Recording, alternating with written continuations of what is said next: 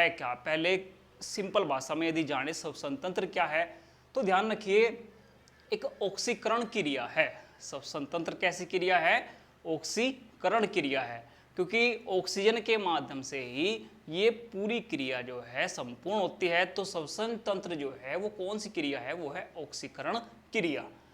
ऊर्जा तथा ऊष्मा का आदान प्रदान, देखो जब तक शरीर ऑक्सीजन को ग्रहण करता है तो शरीर में एक एनर्जी बनी रहती है, एक ऊर्जा बनी रहती है, और एक ऊष्मा शरीर में भोज्य जो पदार्थ हैं उनको जो है पाचन क्रिया के लिए भी क्या किसकी आवश्यकता होगी, ऑक्सीजन की आवश्यकता होगी। तो सबसे अहम है आपका श्वसन तंत्र। ध्यान रखना श्वसन तंत्र जो है एक अपचायी क्रिया है, कैटाबोलिज्म है। श्वसन तंत्र एक कैसी क्रिया है, अपचायी क्रिया। बहुत ही बड़ा एग्जाम में क्वेश्चन पूछा गया है कि श्वसन तंत्र कैसी क्रिया है, अपचायी क्रिया है। कैटाबोलिज्म जिसे बोलते हैं, विखंडन कई भागों में जो है टूटती है, कैसे टूटती है उसके बारे में जो है पता करेंगे। तो ध्यान रखना ऑक्सीकरण क्रिया है, ऊर्जा ऊष्मा का आदान प्रदान इसमें होगा, और अपचायी क्रिया है जिसे बोलते हैं कैटाबोलिज्म। आइए जो है श्वसन तंत्र को बहुत बारीकी समझने की कोशिश करते हैं। ध्यान रखना कि सबसे पहली शुरुआत होती है नासा द्वार से। जैसे आपका जो है ऑक्सीजन ग्रहण होगी, वायु ग्रहण होगी, तो किस द्वार से, नासा द्वार से। नासा द्वार से जो है ग्रहण होने के बाद में ध्यान रखना एक भाग होता है ग्रसनी, ग्रसनी फायरिंग्स जिसे बोलते हैं, जिसे सीधी सी भाषा में देसी भाषा में हलक कह देते हैं कि मुंह खोला तो आपने क्या दिखाई दिया, हलक दिखाई दिया। वो हलक ही होता क्या है, वो ग्रसनी होता है। ग्रसनी से भी क्वेश्चन आए हैं, ग्रसनी से क्वेश्चन आए है कि ये क्रॉस द्वार है, यहाँ पर ग्रसनी क्या है, क्रॉस द्वार है। ये क्रॉस द्वार किसका है, एक मार्ग चला जाता है किस ओर, फेफड़ों की ओर जो है श्वास नली का जो मार्ग है, और एक मार्ग चला जाता है भोजन नली का जो मार्ग है।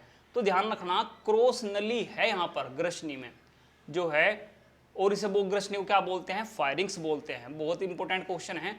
उसके पास ही जो है सवर यंत्र आपको मिल जाएगा, उसके पास ही क्या मिल जाएगा, सवर यंत्र, जिसे लेरिंग्स बोलते हैं। लेरिंग्स किसे कहा जाता है, ये बहुत ही बड़ा एग्जाम में क्वेश्चन पूछा गया है। ये है आपका सवर तंत्र। सवर यंत्र क्या होता है कि आपका आवाज जो होता है, जो आपकी ध्वनि होती है, कंपनों के माध्यम से जो है आवागमन करती है, तो उसी को जो बोलते हैं लेरिंग्स। बड़ा इंपॉर्टेंट क्वेश्चन है। फायरिंग्स बोलते हैं ग्रसनी को, और जो एक क्रॉस द्वार है वहीं पर जो है, और यहीं से जो है विभाजित हो जाती है कौन सी नली, श्वास नली। और एक जो है एक भाग है एपिग्लोटिस।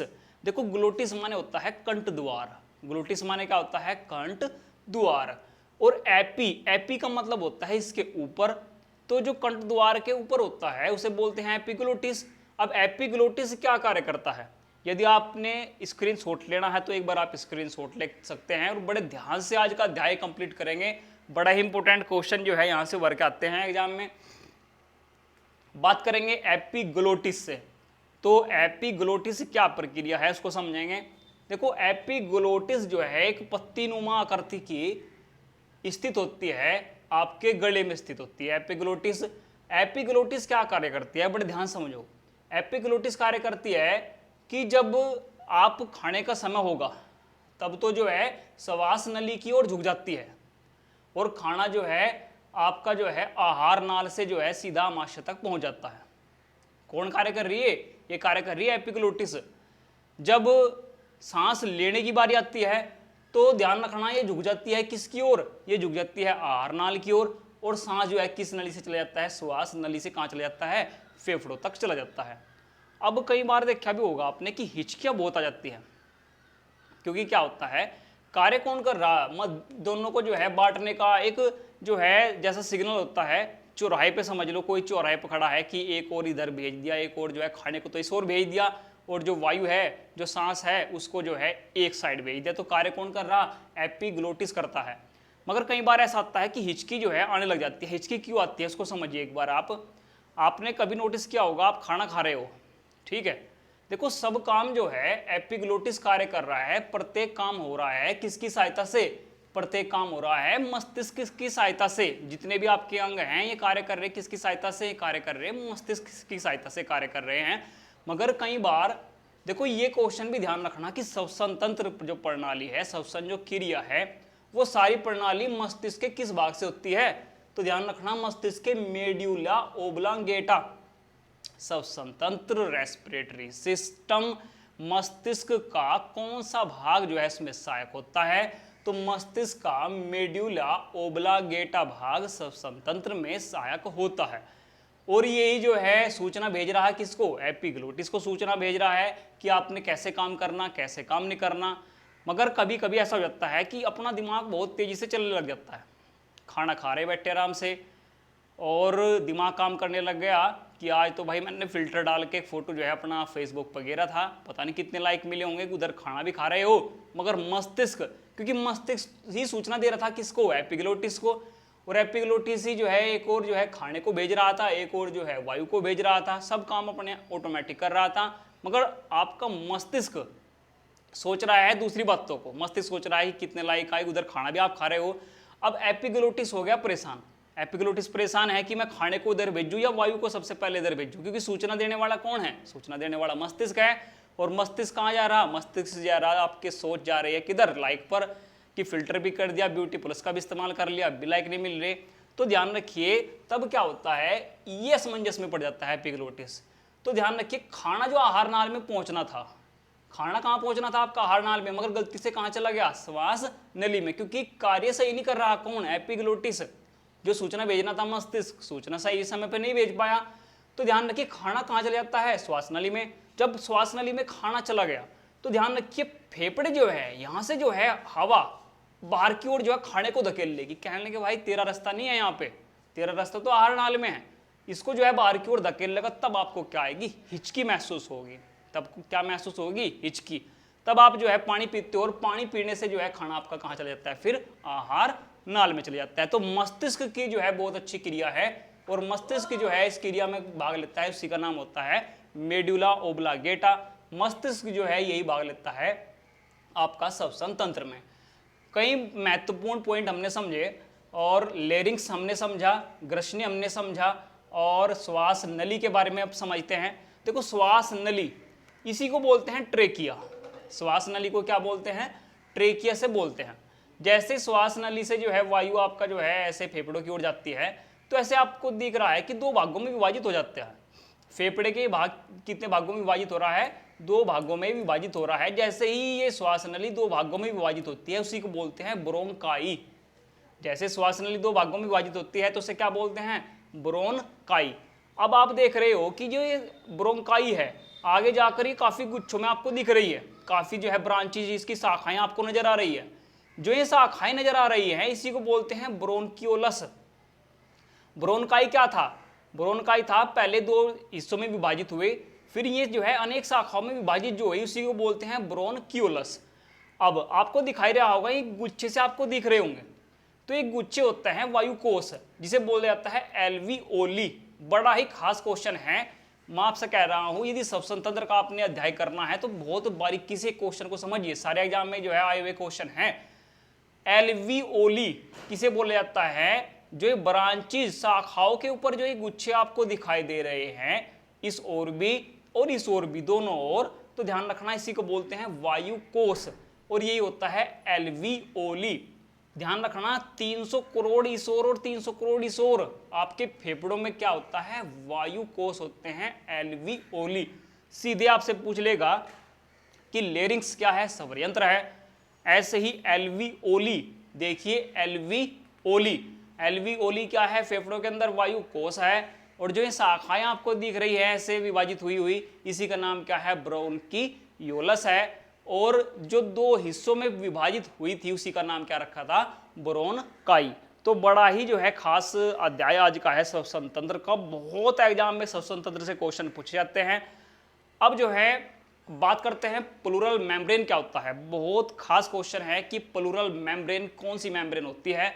ध्यान रखिए जो फेफड़ों का आवरण होता है, फेफड़ों का जो आवरण होता है, फेफड़ों के आवरण को किस नाम से जाना जाता है? तो उसे बोलते हैं प्लूरल मेम्ब्रेन। मेम्ब्रेन क्या है? एक झिल्ली है जो सुरक्षा कवच प्रदान करती है फेफड़ों को। तो फेफड़ों को सुरक्षा कवच प्रदान करने वाली झिल्ली का नाम बताइए, तो उसी का नाम है प्लूरल मेम्ब्रेन। उम्मीद है यहां तक आपको कुछ जो है थोड़ा समझ आया होगा। ध्यान रखिए फेफड़ों के जो नीचे का भाग होता है इसको जो है डायाफ्राम बोलते हैं। इसी भाग का नाम क्या है, जो आपको हरे जो है लाइन में दिखाई दे रहा है, इसी का नाम है डायाफ्राम। आपके श्वसन तंत्र में 75% जो मदद करता है वो डायाफ्राम ही करता है। डायाफ्राम क्या करता है कि जब ऑक्सीजन आप ग्रहण करते हो, ऑक्सीजन नाइट्रोजन आप जब ग्रहण करते हो तो थोड़ा सा नीचे की ओर आ जाता है। डायाफ्राम क्या है, थोड़ा सिकुड़ जाता है। ऑक्सीजन जब ग्रहण करते हैं, जब हम सांस लेते हैं तो डायाफ्राम क्या होता है, सिकुड़ जाता है और आराम से जो है फेफड़ों को जो है आराम से जो है ऑक्सीजन ग्रहण कर लेते हैं।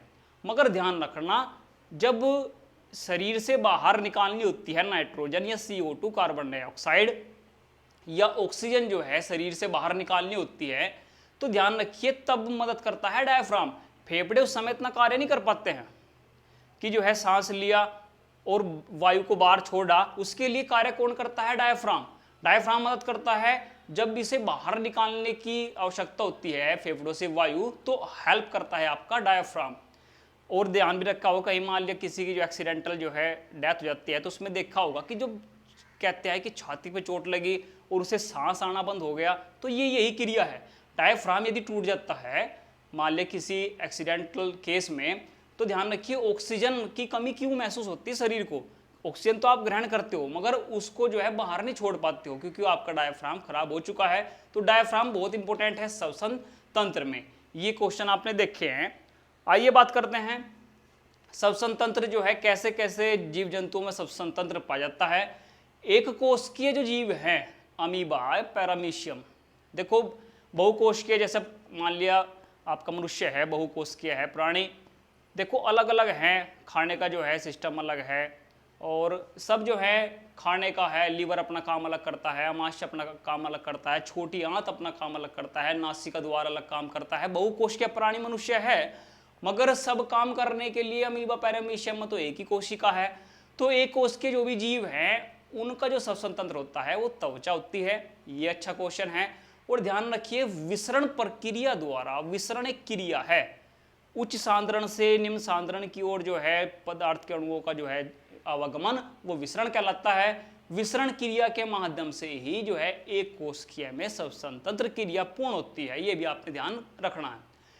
कीट जो होते हैं, ऑर्थोपेडा संघ होया, सिलेंट्रेटा होया, पेरिफेरा होया, कोई भी जो है आपका कीट संघ है, तो ध्यान रखिए उनको जो है श्वसन तंत्र ट्रेकिया कहलाता है। श्वास नली के माध्यम से में जो है अपना श्वसन तंत्र क्रिया पूरी करते हैं और श्वास नली को क्या बोलते हैं, ट्रेकिया। कीट का श्वसन तंत्र क्या हुआ, ट्रेकिया हुआ।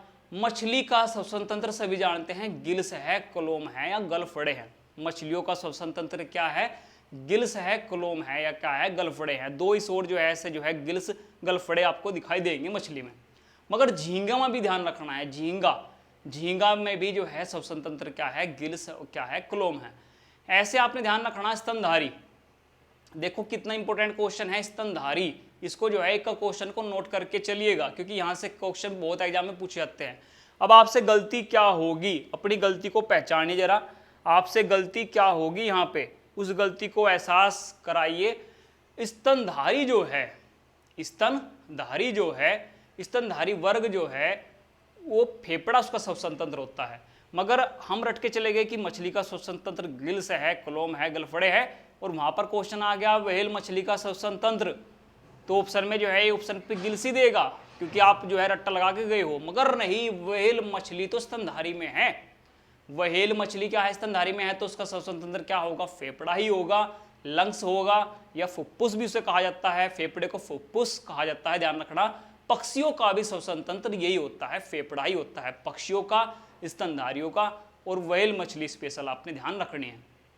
अब बात करते हैं उभयचर की, मेंढक की।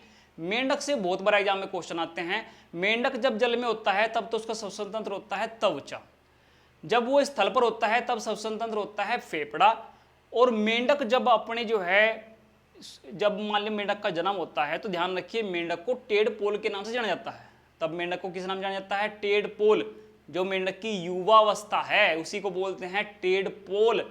और यदि यहाँ से क्वेश्चन आता है कि टेडपोल जो मेंढक की युवावस्था है और उसका जो है श्वसन तंत्र क्या है, तो ध्यान रखना उसका श्वसन तंत्र गिल्स है। ये आपने ध्यान रखना है, गिल्स जो है टेडपोल का श्वसन तंत्र है, जो मेंढक की क्या है कि युवा अवस्था है। अब जो है श्वसन क्रिया को समझते हैं। श्वसन क्रिया कैसे कैसे श्वसन क्रिया होती है, इसको बड़े ध्यान से समझिए, यहाँ से क्वेश्चन आता है एग्जाम में। श्वसन क्रिया 3 भागों में बटी होती है, ये हमने समझना है। बाह्य श्वसन, गैसों का परिवहन, आंतरिक श्वसन। बाह्य श्वसन क्या है? बाह्य श्वसन ध्यान रखिए, ऑक्सीजन को ग्रहण करना, CO2 को जो है शरीर से बाहर निकालना। O2 और जो CO2 का आदान प्रदान है वही बाह्य श्वसन कहलाता है। इसके 2 भाग होते हैं, निःश्वसन, उच्छ्वास। निःश्वसन बोलते हैं इंस्पिरेशन और एक्सपायरेशन बोलते हैं उच्छ्वास। अब ये समझ के चलिए, देखिए निःश्वसन का मतलब है कि आपने कितना जो है वायु को ग्रहण किया। वायु में से आपने क्या क्या ग्रहण किया? नाइट्रोजन 78%, ऑक्सीजन 21% और CO2 0.03%। देखो इसको याद करने की कोई समस्या नहीं है, जो भी वायुमंडल में आपका औसत है, नाइट्रोजन का, ऑक्सीजन का, CO2 का, उसी को आप ग्रहण करोगे, सीधी सी बात है। वायुमंडल में सभी ने पता है नाइट्रोजन कितना 78%। तो सबसे अधिक हम ग्रहण क्या करते हैं? कभी कभी गलती होता है, पूछ लेता है कि हम सबसे अधिक क्या ग्रहण करते हैं जीवन जीने के लिए, श्वास के लिए हम सबसे अधिक क्या ग्रहण करते हैं? तो ऑक्सीजन ऑप्शन में आता है, मगर नहीं, ग्रहण करते हैं नाइट्रोजन को 78%, ऑक्सीजन ग्रहण करते हैं हम 21% जितना वायुमंडल में है, और CO2 ग्रहण करते हैं कितना? याद रखने की कोई जरूरत नहीं है, यदि आपने वायुमंडल का पता है तो CO2 ग्रहण करते हैं हम 0.03%। ऐसे ही उच्छ्वास, उच्छ्वास का मतलब है कि बाहर, एक्सपिरेशन। निःश्वसन तो है इंस्पिरेशन इन, हमने कितना जो है ग्रहण किया। उच्छ्वास क्या है? हमने कितना बाहर निकाला। अब इसको समझिए, देखो नाइट्रोजन जितना हमने ग्रहण किया उतना ही हमने बाहर निकाल दिया। ये भी इंपॉर्टेंट क्वेश्चन है कि श्वसन क्रिया में किसका जो है कमी शरीर में महसूस नहीं होती, मतलब कि जितना आपने इन किया इतना ही आपने आउट किया, कोई जो है लॉस इसमें नजर नहीं आएगा। तो वह नाइट्रोजन 78% बाहर निकाला। ऑक्सीजन, ऑक्सीजन में कमी आई, कितनी? 21% ग्रहण की थी, मगर जब बाहर निकाल ली तो बाहर निकालने के बाद में कितना हुई? 17% हमने बाहर निकाल ली। CO2, CO2 ध्यान रखना, जब उच्छ्वास क्रिया होती है, एक्सपिरेशन होता है, तो CO2 कितना बाहर निकलती है? 4%। और ये क्वेश्चन एग्जाम में पूछे गए हैं, उच्छ्वास क्रिया में जो है ऑक्सीजन कितनी शरीर से बाहर निकलती है? 17%। ये इंपॉर्टेंट क्वेश्चन है। ऐसे ही CO2 भी पूछा गया है एक एग्जाम में कि कार्बन डाइऑक्साइड उच्छ्वास क्रिया में शरीर से कितना बाहर निकलता है? तो कितना बाहर निकलता है? 4%। दूसरा है गैसों का परिवहन। श्वसन क्रिया के भाग है गैसों का परिवहन। देखो कैसे कैसे श्वसन तंत्र बटा है, इसको थोड़ा समझिए। गैसों का परिवहन कैसे होता है? देखो आपने यहां तक पढ़ा थोड़ा सा कि कैसे कैसे जो है वायु कोश में ऑक्सीजन आएगी, इसको समझिए। तो ये ध्यान रखना कि ऑक्सीजन को जो है शरीर में परिवहन करने के लिए हीमोग्लोबिन होता है आपके रक्त में। ऑक्सीजन का परिवहन शरीर में कौन करता है? हीमोग्लोबिन करता है, इसको हमने पता है। अब हीमोग्लोबिन ऑक्सीजन के साथ मिलकर बना लेता है ऑक्सी हीमोग्लोबिन। ऑक्सी हीमोग्लोबिन बना लेता है, ये इसको जो है कोशिकाओं तक ले जाता है, फिर माइटोकॉन्ड्रिया तक जाता है, और तब आपका श्वसन क्रिया आपका पूर्ण होती है। तो गैसों का परिवहन, हीमोग्लोबिन ध्यान रखना बैंगनी रंग का होता है, और ऑक्सी हीमोग्लोबिन होता है चमकदार लाल रंग का। यदि आप थोड़ा डीपली जाओ तो ये ध्यान रखना है कि ऑक्सी हीमोग्लोबिन होता है चमकदार लाल रंग का, मगर यदि ग्लोबिन की बात करें, हीमोग्लोबिन की बात करें, तो ध्यान रखना वो बैंगनी रंग का होता है। और ग्लोबिन उसमें सबसे अधिक होता है, हीमोग्लोबिन में ग्लोबिन सबसे अधिक होता है। ग्लोबिन क्या होता है? एक प्रोटीन होता है। तीसरा जो भाग होता है श्वसन क्रिया का, उसी को बोलते हैं आंतरिक श्वसन। आइए आंतरिक श्वसन के बारे में इधर देखते हैं। और आंतरिक श्वसन बड़ा ही इंपॉर्टेंट फैक्ट जो है एग्जाम में, यहाँ से बहुत एग्जाम में क्वेश्चन पूछे जाते हैं। आंतरिक श्वसन क्या है, इसको एक एक क्वेश्चन बड़े ध्यान से समझ के चलिए। आंतरिक श्वसन से, आंतरिक श्वसन को समझिए। 3 भागों में श्वसन क्रिया कंप्लीट होती है, और श्वसन तंत्र एक ऐसा अध्याय है, उसको बहुत आसानी से तरीके से हमने समझना है। और बात करते हैं आंतरिक श्वसन। देखिए आंतरिक श्वसन भी 2 प्रकार का होता है, अनाक्षी श्वसन जिसे बोलते हैं अवायवीय श्वसन, और दूसरा होता है ऑक्सी श्वसन जिसे बोलते हैं वायवीय श्वसन।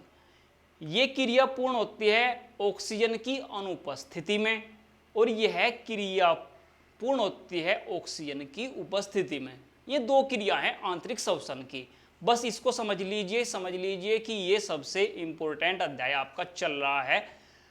आंतरिक श्वसन क्या होता है? वह क्रिया, आंतरिक श्वसन क्या है? वह क्रिया जो ऑक्सीजन की अनुपस्थिति में अब्सेंस में पूर्ण होती है उसे बोलते हैं अनाक्षी श्वसन, उसे बोलते हैं अवायवीय श्वसन। ये क्रिया पूर्ण होती है कोशिका द्रव मतलब साइटोप्लाज्म में, ये क्रिया पूर्ण होती है साइटोप्लाज्म में। और ध्यान रखना, पहले उदाहरण समझें, जैसे दही का बनना है मांसपेशियों में या यीस्ट खमीर का बनना, उसमें जो क्रिया होती है वो श्वसन की जो क्रिया होती है, आंतरिक श्वसन जो होता है वो ऑक्सीजन की अनुपस्थिति में होता है। और जहां भी ऑक्सीजन की अनुपस्थिति में, देखो मनुष्य के शरीर में तो ऑक्सीजन की उपस्थिति में सब स्वतंत्र क्रिया पूरी हो रही है श्वसन तंत्र की, और माइटोकॉन्ड्रिया में पूर्ण हो रही है। मगर नहीं, यदि ऑक्सीजन की अनुपस्थिति है कहीं, जैसे जीवाणु हुआ, आपका यीस्ट हुआ, दही का बनना, मांसपेशियां, वहां पर ऑक्सीजन की बहुत शॉर्टेज होती है, तो वहां क्रिया माइटोकॉन्ड्रिया में ना होकर किस में होती है? कोशिका द्रव में होती है, साइटोप्लाज्म में होती है। ये आपने ध्यान रखना, बहुत इंपॉर्टेंट क्वेश्चन है। अनॉक्सी श्वसन, अवायवीय श्वसन कहाँ होता है? कोशिका के किस भाग में होता है? साइटोप्लाज्म में होता है। बहुत बार एग्जाम में क्वेश्चन पूछा गया। अब ये ध्यान रखिए कैसे जो है क्रिया पूर्ण होती है। मांसपेशियों का एक उदाहरण ले लीजिए आप, दही का बनना भी है, यीस्ट खमीर का बनना भी है। मांसपेशियों का उदाहरण लीजिए आप। मांसपेशियों में क्या होता है कि ऑक्सीजन की बहुत कमी हो जाती है मांसपेशियों में। वहां क्या होता है? ग्लूकोज जो होता है, पहले विखंडन होता है पायरुविक अम्ल में। ये ध्यान रखना, एक एक पॉइंट इससे जो है एग्जाम में पूछे गए हैं। ग्लूकोज का विखंडन होगा पहले पायरुविक अम्ल में, उसके बाद में जो है ये भी अस्थायी होता है, इसका विभाजन हो जाता है एथिल अल्कोहल में और लैक्टिक अम्ल में। आपने पढ़ा भी होगा कि पेशियों में, मांसपेशियों में जकड़न हो जाती है, कहीं पर जरूर पढ़ा होगा कि मांसपेशियों में जकड़न हो जाती है लैक्टिक एसिड के होने से। लैक्टिक एसिड जो है जब जमा हो जाता है मांसपेशियों में तो जकड़न हो जाती है। मगर लैक्टिक एसिड बना कैसे, ये आपने ध्यान रखना है। ग्लूकोज से बना था पायरुविक अम्ल, उससे एथिल अल्कोहल बना, और फिर ध्यान रखना क्या बना? लैक्टिक अम्ल। ये जो ऑक्सीश्वसन जो क्रिया है इसे शुगर फर्मेंटेशन भी बोलते हैं। ध्यान रखना, शुगर फर्मेंटेशन भी इसे बोलते हैं, और दूसरा नाम है ग्लाइकोलिसिस। ये एग्जाम में बहुत बार पूछा गया है। ग्लाइकोलिसिस क्रिया क्या है? उसे बोलते हैं अनाक्षी श्वसन। दही के बनने में, मांसपेशियों में, यीस्ट खमीर जो है उसमें जो है पनीर वगैरह में एक क्रिया होती है। आपने ध्यान रखना है, छोटे जीवाणु वगैरह है उसमें जो है ऑक्सीजन की अनुपस्थिति में आंतरिक श्वसन होता है। और किस में होता है? कोशिका किस भाग में होता है? साइटोप्लाज्म में होता है, कोशिका द्रव में होता है। चलो दूसरा समझते हैं, ऑक्सी श्वसन, जहां ऑक्सीजन की उपस्थिति में, जैसे मनुष्य का शरीर है, ऑक्सीजन की उपस्थिति में सारी क्रिया पूर्ण होगी, जो स्तनधारी है, जीव जंतु है या कोई भी है, तो ध्यान रखिए ऑक्सीजन की उपस्थिति में क्रिया पूर्ण होगी, और इसी को बोलते हैं वायवीय श्वसन। इसी को क्या बोल लेंगे? वायवीय श्वसन। अब ये वायवीय श्वसन कैसे पूर्ण होती है? मान ले कोई खाद्य पदार्थ है, ग्लूकोज है, ग्लूकोज का विखंडन होगा ऑक्सीजन की उपस्थिति में, सीधी सी बात है, ऑक्सीजन की उपस्थिति में ही ग्लूकोज का विखंडन होगा कार्बन डाइऑक्साइड में, जल में, और एक ऊर्जा का निर्माण हो जाता है एटीपी ऊर्जा। देखो हम समझ रहे हैं ऑक्सी श्वसन, आंतरिक श्वसन में क्या क्या हो रहा है। कोई ग्लूकोज है, भोज्य पदार्थ है, और उसका विखंडन ध्यान रखिए किसकी उपस्थिति में होगा? ऑक्सीजन की उपस्थिति में होगा। यदि शरीर में ऊर्जा का निर्माण हो रहा है तो किसकी उपस्थिति में हो रहा है? ऑक्सीजन की उपस्थिति में हो रहा है। तो विखंडन होगा किसमें? CO2 में, कार्बन डाइऑक्साइड में, H2O में, जल में, और एक ऊर्जा का निर्माण होता है जिसका नाम होता है ATP ऊर्जा। देखो इसके बारे में कई बार क्वेश्चन पूछे गए हैं, ध्यान रखना। यदि आपने यहाँ पर नोट करना है तो वो भी नोट कर सकते हैं। एक ग्लूकोज के विखंडन से यहाँ तो 4 ATP का निर्माण होगा। यहाँ कितनी ATP ऊर्जा का निर्माण होगा? 4 ATP ऊर्जा का, 4 ATP ऊर्जा का निर्माण होता है एक ग्लूकोज के विखंडन से। किस क्रिया में? अनॉक्सी श्वसन में। और ध्यान रखना कि एक ग्लूकोज के विखंडन से 38 ATP, 38 ATP होता है एडेनोसिन ट्राइफॉस्फेट। एडेनोसिन ट्राइफॉस्फेट क्या होता है? ATP होता है। और ऑक्सी श्वसन, ध्यान रखिए वायवीय श्वसन में एग्जाम में क्वेश्चन पूछा गया है कि एक ग्लूकोज के विखंडन से कितनी ऊर्जा का निर्माण होता है? तो 38 ATP ऊर्जा का निर्माण होता है। और ATP को ही ऊर्जा का सिक्का के नाम से भी जानते हैं। एटीपी को किस नाम जानते हैं? ऊर्जा का सिक्का। तो ये आपने दोनों पॉइंट आपने समझ आए होंगे। और ये क्रिया माइटोकॉन्ड्रिया में पूर्ण होती है। ये पूर्ण होती है कोशिका द्रव में, ये पूर्ण होती है माइटोकॉन्ड्रिया में। देखो ये क्वेश्चन आ जाता है एग्जाम में कि टाइडल वॉल्यूम किसे कहते हैं। ये सारे एग्जाम क्वेश्चन है जो पूछे गए हैं। टाइडल वॉल्यूम क्या होता है? एक बार में आप जितना सांस लेते हैं, जितना वायु ग्रहण करते हैं, उसे बोलते हैं टाइडल वॉल्यूम। और 500 ml मिलीलीटर वायु आप ग्रहण कर लेते हो। 1 मिनट में 16 बार, 15 से 16 बार जो है हम जो है सांस लेने की जो क्रिया है 1 मिनट में कितना है? 15 से 16 बार है। देखो जितने भी क्वेश्चन एग्जाम में आए हैं वे सभी के सभी आपसे श्वसन तंत्र में कराए हैं। कोई भी क्वेश्चन मत छोड़िए। यहां से भी क्वेश्चन पूछा गया है कि ग्लाइकोलिसिस क्या है। तो एक एक क्वेश्चन इंपॉर्टेंट है, जितना भी आपने समझना है पूरी वीडियो से नोट्स बनाइए।